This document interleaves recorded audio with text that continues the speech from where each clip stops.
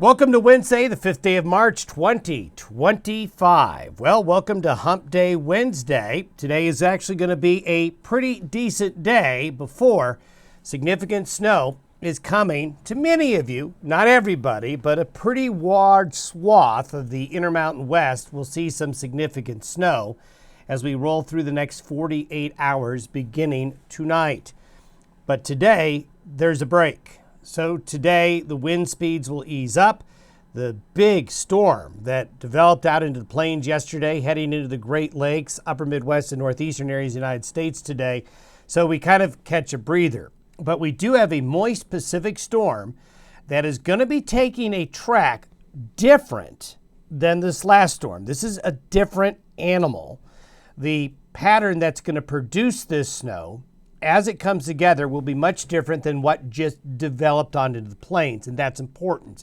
It's a different type of structure with the atmosphere, and it's the type of pattern we've seen in the past that is going to bring a prolonged period of an easterly flow of air at the surface and fairly high above the ground up against the terrain of the Intermountain West, specifically Wyoming, Idaho, Utah, and parts of Colorado, then out into the plains of Nebraska and maybe parts of South Dakota in this pattern. It's a combination of upslope against the terrain and deep Pacific moisture all working together. This leads to what we call a high confidence event. That last storm system we mentioned, low confidence because of the shape of the structure of the storm. It wasn't going to be the type of system that could bring the moisture back to the front range areas and became more of a plains storm.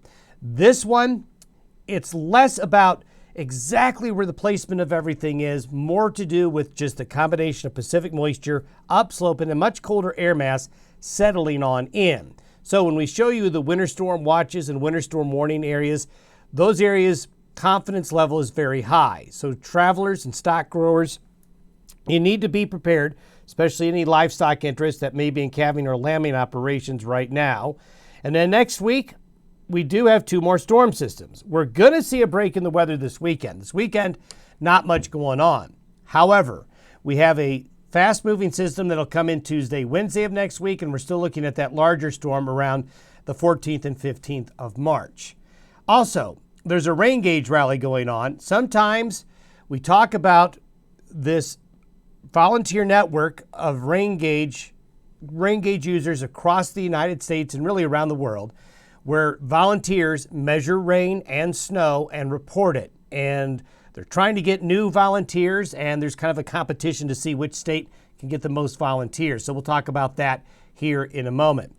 As the storm system began to pull away yesterday afternoon, some clearing skies, but all of a sudden those warmer looking clouds that we had over the weekend on a Monday, now having that colder look to them, as that storm system developed in the plains and really blew up. We talked yesterday that there was going to be a huge swath of extremely strong winds, and there still will be today across a lot of the nation.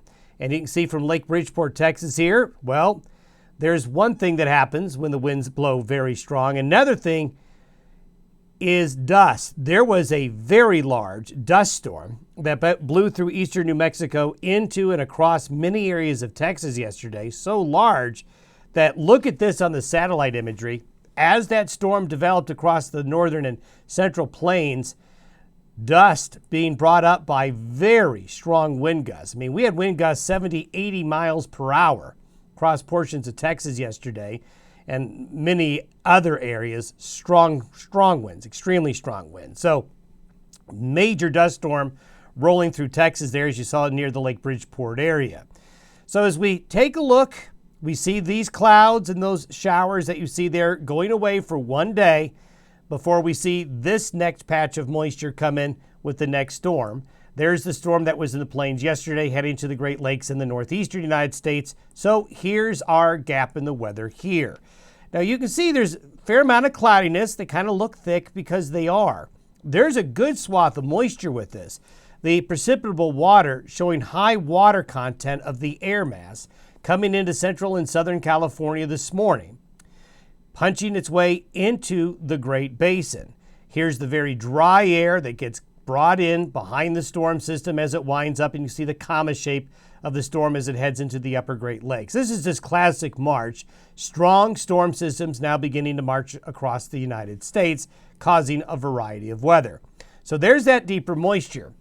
The National Weather Service advisory map showing still blizzard warnings, winter storm warnings, and wind warnings on the back side of the storm here. And winter weather up here, warm air gets brought up ahead of it here. So it's mainly rain and wind that is going to be a problem in those areas. But on the backside, especially early today, some pretty rough weather up there. All of these are for the next incoming storm. The yellow, rather the pink, the blue, and the purplish colors here, this is for snow. And these advisories could be expanded and growing into other areas as we go forward. But right now, those areas that are shaded have the highest probability of reaching winter storm or winter weather advisory criteria. Still going to have some strong winds early today down in New Mexico. Focusing in on Wyoming, you can see a lot of pink and a lot of blue. The pink, winter storm warnings. The blue, winter weather advisories and winter storm watches. Now, there are two areas where we don't have any advisories right now, here and here. These two areas will not have as much of an impact from the storm, but not zero. So do not assume you're not going to get winter weather here. You're going to. Same up here. It's just that the heaviest snow, especially along this line right here, north and south of that line, you're going to have the heaviest snowfall. This area could end up becoming an advisory area later. So while there's some gaps and some areas not under advisories, just assume that the whole state of Wyoming will be impacted by this storm. This is where we start the day with high pressure. And then as we go into tomorrow, this will be around noontime tomorrow. The low is pushing into Utah. And as we talked, a piece of this was going to break across and go across here. Another piece was going to then take a track across Arizona and New Mexico. That still stands. What also is happening is that there's going to be a pretty good chunk of cold air get brought in by the counterclockwise circulation of the low pressure systems off to the east here, dragging in some colder Canadian air. At the same time, deeper Pacific moisture is coming our way. It's converging right along this boundary here. And with that convergence, you're going to see the heavier snow. This is by Saturday morning. The other low breaks off, goes south. The other low minors out into the Great Lakes. And then here's our next break in the weather that comes in for the weekend. Here's the next low that comes in Tuesday and Wednesday. So they're all stacked up. When we take a look at the surface pressure conditions, we talked about at the beginning about an upslope pattern developing. So what you're seeing here is a forecast by tomorrow morning for mean sea level pressure, what your home barometer reads when you hear what the barometric pressure is. We have deepening low pressure in the Great Basin. So we have higher pressure up here in the colder Canadian air. So counterclockwise rotation of the air up here, counterclockwise rotation of the air around those L's that you see. So what ends up happening is the mean vector of air at the surface is then going to be coming in from an easterly direction. And this is what's been missing since the fall.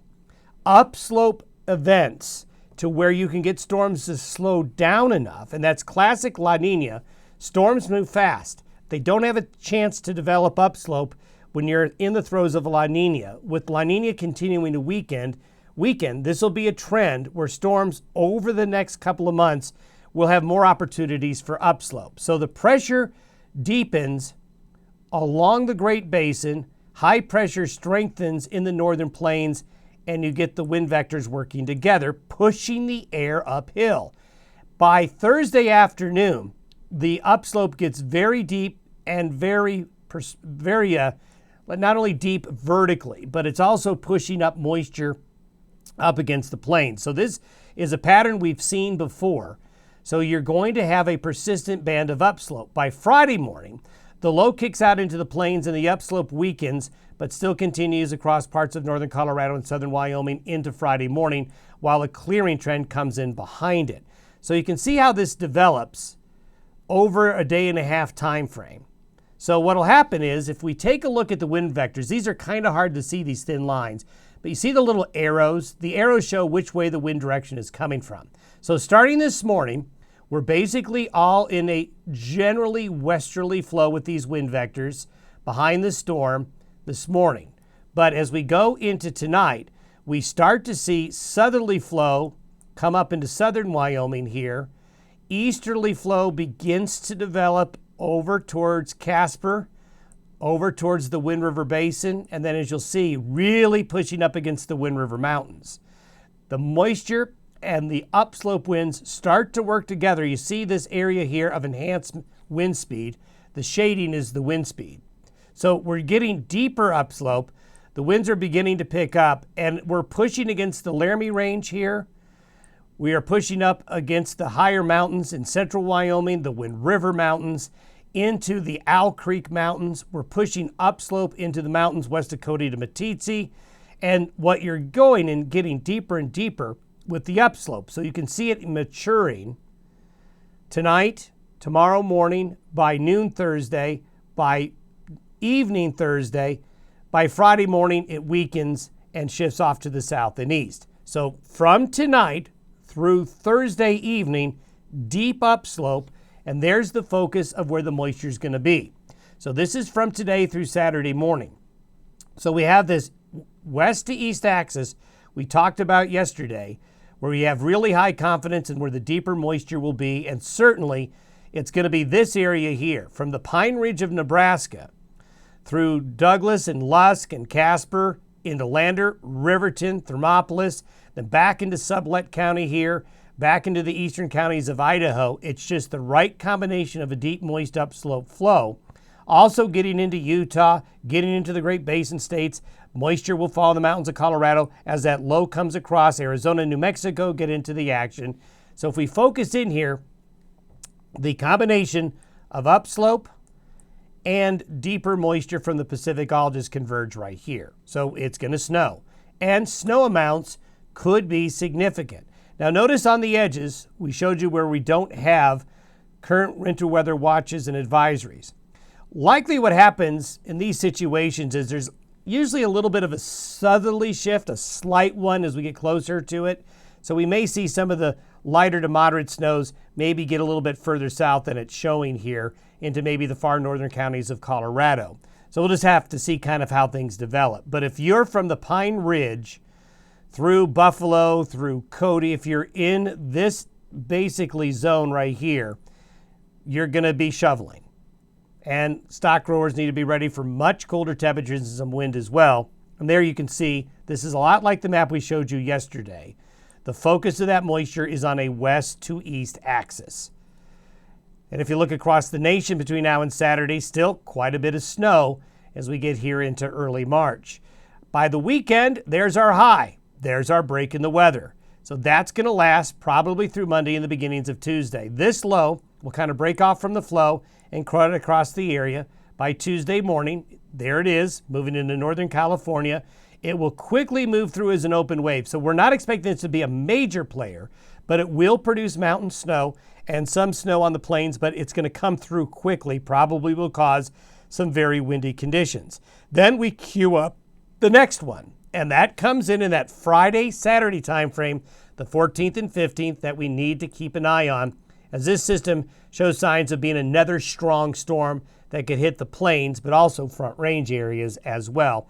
Plenty of cold, unstable air remains over the Pacific, so the pattern will stay very active. Now, I wanted to talk about the rain gauge rally happening this month. I know some of you have heard me talk about this before, but we need volunteers out there to measure precipitation throughout the course of the year, both rain and snow. It is something that you kind of have to dedicate yourself to. Even on days where it doesn't rain and snow, you still need to report your rainfall, even if it is zero. But this precipitation data is extremely important. It's a volunteer network. It's really satisfying, especially when you're able to provide data where there's never been data provided before. And rural areas in particular is an area where we need the most moisture. The larger cities have airports, they have long-standing weather stations where data has been recorded for a long time. But out in the open areas, A lot of times people will say, well, how much snow fell here? How much rain fell there? Well, radar tells you a little bit of the story, but not all of it. The rain gauge is the ultimate truth. So kind of take a look at this slide here and see if this is something that fits in for you. And in the western United States, extremely important. Those counties I'm listing there in Wyoming are the ones where they really need observers. So go to that website to find out more information, and let's get some new observers signed up. And it doesn't matter where you are. Wyoming, Colorado, Nebraska, South Dakota, Texas, rain gauge volunteers are needed everywhere. The more the better. Have yourself a great Wednesday. We'll have more for you tomorrow.